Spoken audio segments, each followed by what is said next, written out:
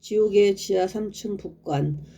지하 3층의 북관에는 주로 독재자들과 유괴범들이 있었다. 거기에는 독사들과 전갈들이 득실득실했다. 전갈은 입에 집게가 있고 게으물 가재와 다른 것은 등은 푸른빛을 띤 갈색으로 되어 있고 배는 누렇고 끝에 독짐이 있어 그곳에 있는 사람들을 쏘고 있는데 그때마다 독으로 인해 큰 고통을 주고 있었다.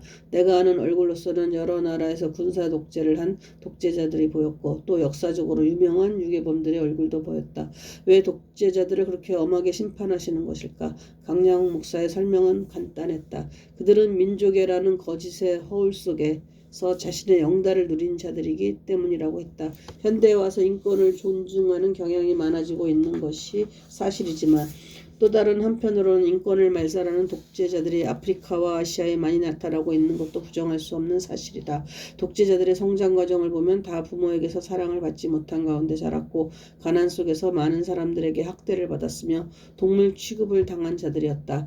그런 그들이 권력을 가졌을 때 잠재된 분노가 폭발하여 칼을 휘두르게 되는 것이다. 결국 가난과 교육 부족에서 생긴 결과다. 사랑도 미움도 다 전염병처럼 번져가는 것이다. 그러므로 이웃을 사랑하는 사람들은 부모나 그 누구에게서 사랑을 많이 받은 사람이 많은 것이다. 독재자들은 어떻게 보면 나쁜 환경으로 인해 만들어진 희생자들이기도 하다.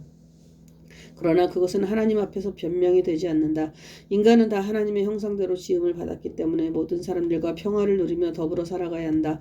그런 점에서 서로 경쟁하는 것을 많이 배우며 자란 한국의 어린 자녀들은 참으로 불쌍하다. 엄마의 뱃속에서부터 시작된 경쟁은 학교에서의 경쟁으로 이어지고 직장과 사회의 경쟁에서 이기려면 주변 사람들을 밟고 나가야 하며 그래서 남보다 모질라야 이길 수 있는 것이다. 그런 점에서 미국과 같은 나라에서 자라는 아이들은 참으로 행복한 아이들이다. 경쟁보다는 협력하고 더불어 살아가는 법을 어려서부터 가르친다. 그래서 학교에서의 규칙이 엄격하다. 교실에서는 물론이고 기숙사에서의 규칙이 한국에서처럼 자유롭지 못하다. 외형적으로 볼 때는 아주 자유분방한 나라 같지만 안에 들어가 보면 규칙 안에서 자유로울 뿐이다. 그러므로 지옥에서의 형벌은 하나님의 공의의 완성이며 그의 궁극적인 사랑의 표현인 것이다. 나는 지하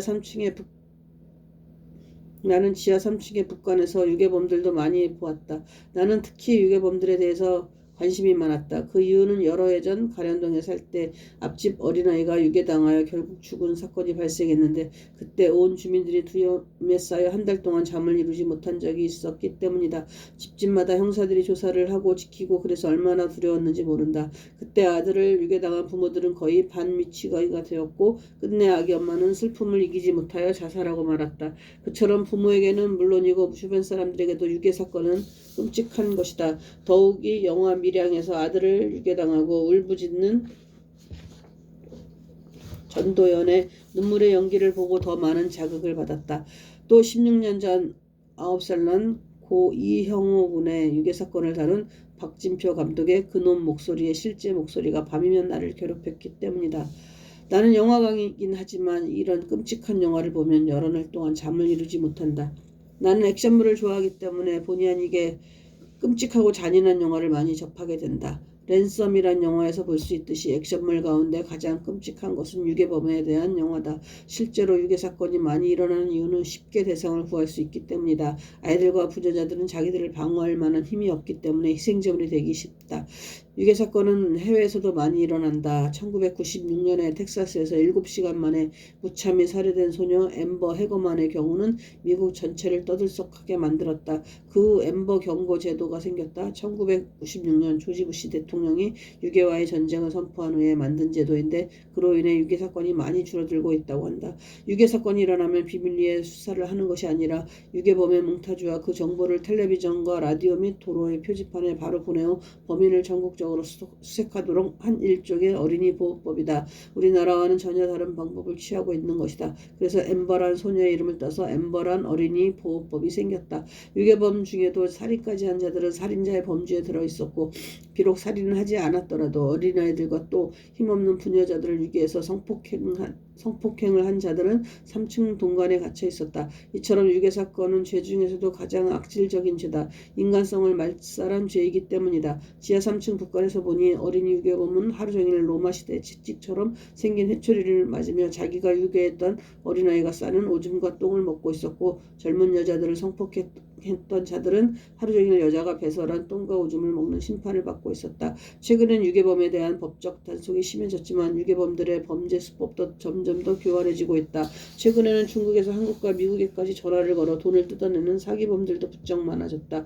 미국에 있는 모 권사님 댁에 어느 날 전화가 왔는데 단기 선교사로 아프리카로 간 딸이 반정부군에게 유괴당해 고통당하고 있으니 3만 불만 보내면 바로 풀어주겠다고 해서 먼저 돈부터 지불했다고 한다. 당시 딸은 전화를 할 수 없는 오지에 있어 확인할 길이 없었고 나중에 사기란 것을 알았을 때는 돈은 이미 사기꾼들의 수중에 들어가고 난 뒤였다고 한다. 참으로 놀라운 것은 딸에 대한 정보, 예를 들면 옷이나 용모나 사정을 얼마나 세밀하게 알고 있는지 또 가정의 재정 사정까지 훤하게 알고 있다는 점이었다. 이는 인터넷을 통해 정보에 쉽게 노출되기에 가능한 것이다.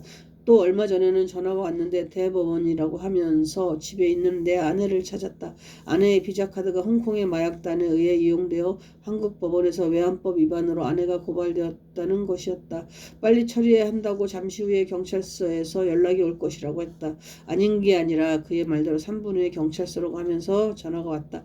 우리는 미국에 자녀들이 있기 때문에 가끔 자녀들에게 돈을 조금씩 붙이는 경우가 있다. 그래서 혹 그것이 문제가 된 것이 아닌가 하고 아내는 걱정이 되었던 모양인지 어떻게 하면 해결할 수 있느냐고 물었다. 자칭 경찰이란 사람은 전화로 우리가 사용하는 농협 통장의 계좌번호를 물었다.